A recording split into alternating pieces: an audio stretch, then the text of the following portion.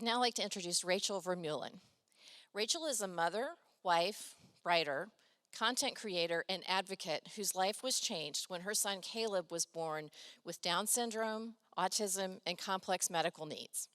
As the founder of A Little Extra Love Ministries, she employs disability ministry families through faith-based support and community building, gathering over 100 moms monthly in Colorado for Bible studies and support groups.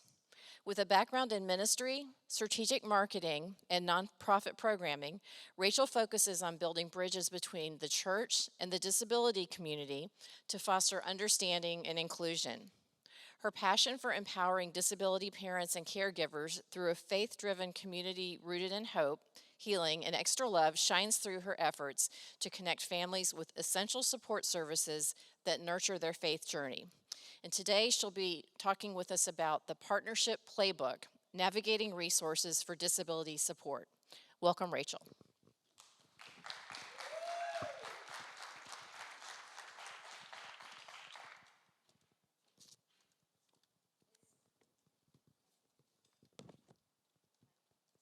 It should be on. Is it on? Oh, good, okay. Hi, everyone. It started in the car. If you've ever parented a child with a disability, you know that sacred moment.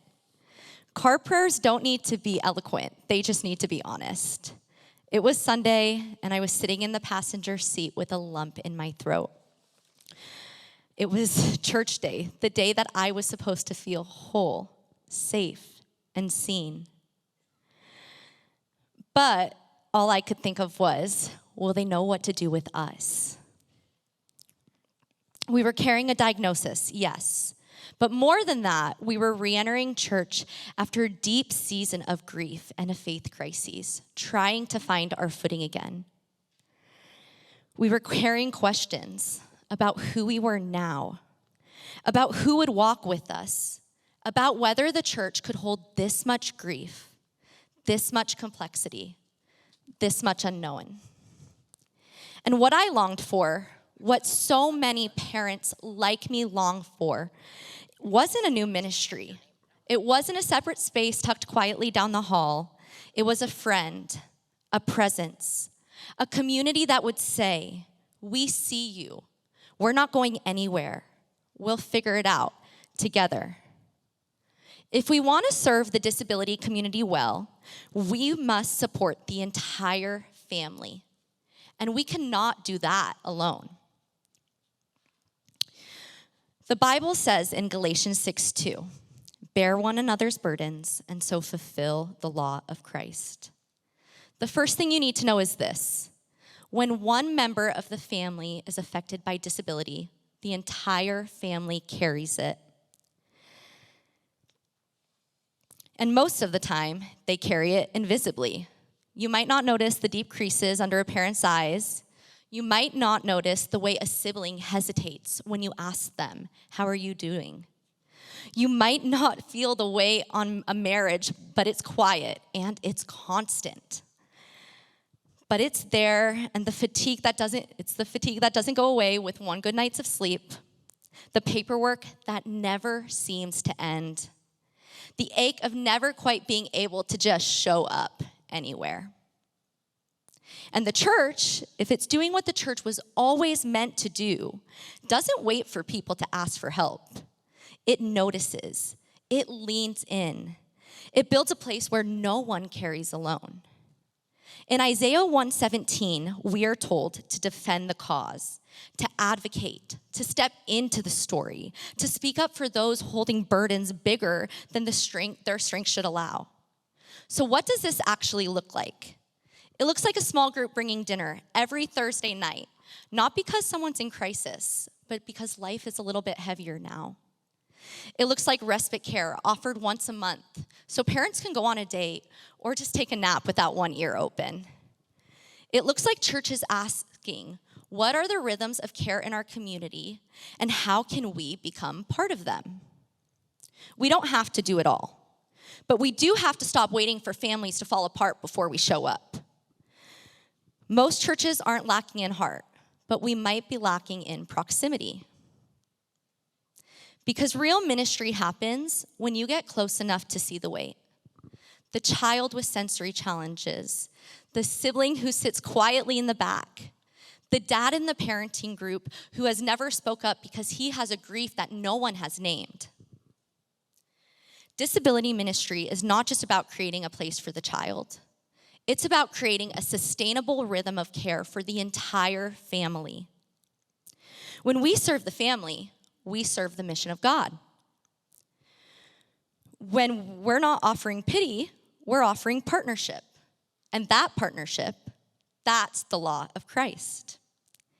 In Amos 3:3, there's a verse that says, "Can two walk together unless they have agreed to do so?" It's easy for churches to become silos, not intentionally, but we build with good hearts, limited time, and deep passion only to be doing ministry in isolation. But here's what I've learned both as a parent and a ministry leader. Families impacted by disability are already navigating an entire web of services. Therapists, teachers, doctors, advocacy groups, insurance battles, IEP meetings, support programs, mental health specialists, speech and feeding clinics, and the list goes on and on and on. And sometimes it's so much that even hope feels heavy. And yet, the church is often the one space not connected to that web. What if instead of starting a program from scratch, we started with an invitation?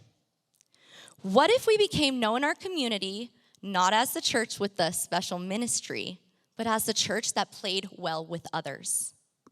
At A Little Extra Love, we've helped churches form partnerships with therapy farms that offer children space to regulate and breathe, occupational therapists who train Sunday morning volunteers, nonprofits providing respite care and support groups, faith-informed counselors walking with families in trauma, businesses who employ teens and young adults with disabilities. And here's what happens when these partnerships form. It's not just the families who you're already serving who feel supported. It's the families you haven't met yet. Because those organizations begin to say, you know who gets it? That church. You should go sit there. They're safe. They'll listen. They'll care. That is the holy ripple effect of partnership. Because when the church opens its hands, the world notices. When we honor the good work already happening around us, we become trustworthy. When we stay humble, we become safe. Partnership isn't about outsourcing compassion. It's about extending it. It's about remembering that Jesus didn't walk the streets of Galilee alone. He sent the disciples out 2 by 2. He healed in the context of community. He broke bread in homes. And when we think about that, it's one of those things where, why aren't we doing that as well? In Proverbs 22:8, it says, "Do not move an ancient boundary stone." Biblically, the boundary stone mentioned in Proverbs wasn't just property. It represented covenant, protection, relationship. When we move the lines that separate us from one another, when we step beyond our programs and into shared purpose, we restore what was always meant to be whole. So here's your question as a church leader. Who's already doing good work in your community, and how can you link arms with them? You don't have to be the answer, but you can be a trusted place people are sent to. That's what happens when you build a web instead of a silo. Hebrews 12:13 tells us to make level paths for your feet so that the lame may not be disabled, but rather healed. Here's something families in the disability community rarely say out loud. We're not looking for perfect churches. We're looking for churches that stay. One of the most painful realities is that many churches begin disability-inclusive ministry efforts with great passion and then stop when the volunteer leaves, the pastor changes, or the first family leaves. But consistency is what builds belonging. The early church in Acts didn't grow because of charisma. It grew because of commitment. Because people shared their hearts, their homes, their meals, their presence. that the kind of support that matters most isn't flashy, it's faithful. It looks like consistency, not tethered to a single personality, but woven into your church's DNA. It looks like collaboration, quarterly check-ins with community partners, not just one-time events.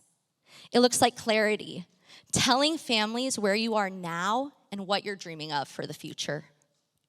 Let me be very honest with you. Families are not looking for your church to do everything. They're just looking for your church to do something and to still be doing it next year.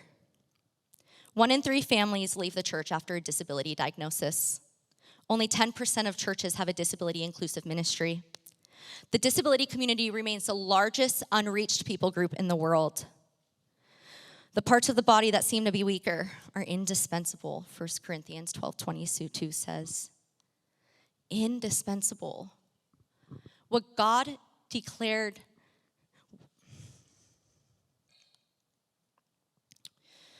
what the church has often treated as optional, God has declared essential. When we offer families sustainable rhythms of care and not just welcome mats, but woven in community, we're not just being compassionate. We're being obedient. We're being church. This isn't about launching a new ministry next Sunday. It's about lifting your eyes to the community around you and asking, who do we need to know? Who do we need to walk with? And what would it look like to be the kind of church that stays? You don't have to create everything from scratch. You just need to partner well, listen deeply, show up gently. Because when a family walks into your church worn down from appointments and uncertainty, and they meet someone who's already made the call to the respite group, or already talked to the OT about adapting the classroom, or simply says, I've been where you are, and we're with you. That's not programming. That's presence. That's Jesus. Let's be the church nonprofits trust. Let's be the church therapists recommend. Let's be the church that kids remember.